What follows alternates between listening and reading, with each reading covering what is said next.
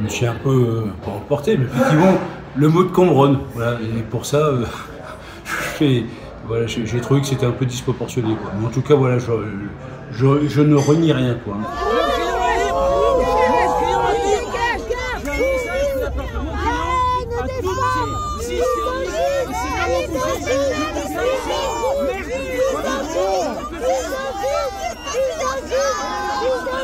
En fait, hier, je suis allé au tribunal, dans la cour criminelle, pour écouter le verdict, et je sortais pour aller déjeuner, et effectivement, j'ai vu quelques femmes qui étaient surexcitées, et puis peut-être sous le coup de l'émotion, ou sous le coup de la fatigue, ou autre.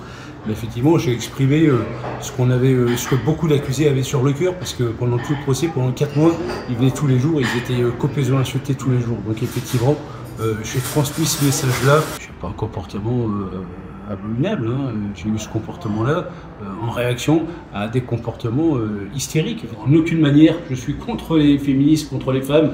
Au contraire, je suis totalement pour leur lutte. Mais ces furies, et je le répète, et ces hystériques, elles ne rendent pas service à la cause des femmes. Il y a des vrais féministes, et puis il y a des féministes de pacotille qu'il ne faut pas avancer, qui réclamaient 20 ans pour tout le monde la peine maximale pour tous les accusés. C'est ridicule. Moi j'accepte les débats, j'accepte tous les débats du moment qu'il n'y a pas d'agressivité. La honte! Honte à vous! C'est vous les tricoteuses, vous savez, pendant la Révolution, les tricoteuses... Allez, tenez à vous! Allez, la honte à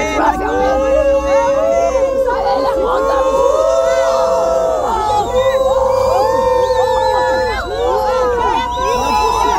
Tricoteuses, c'est des femmes qui, devant la guillotine, elles se réjouissaient de voir des têtes tomber, quoi. Elles étaient là, sur des chaises, elles tricotaient, c'est pour ça qu'on les appelait des tricoteuses, de la même manière que c'est quelques personnes, pas simplement une poignée d'hystériques, qui effectivement n'attendaient qu'une chose, voir les réquisitions que j'estimais beaucoup trop élevées, tomber sur la tête des accusés, quoi.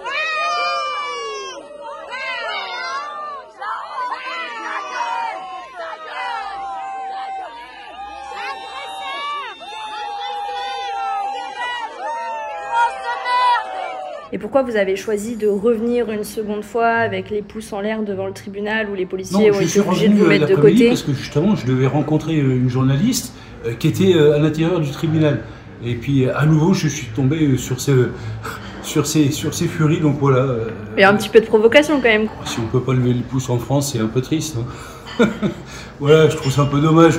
Ah, ça fait un peu le buzz. Vous savez, moi je suis un petit avocat de quartier, un petit citoyen lambda. Est-ce que vous cherchez le buzz? On ne cherche pas plus le buzz. Je vous dis, j'allais voir des journalistes pour être interrogé comme vous m'interrogez là. Bon, il se trouve qu'après, c'est le moment, je suis passé devant à nouveau ces hystériques. Bon, je vais peut-être lever le pouce. La belle affaire, j'allais dire, la belle affaire de lever le pouce.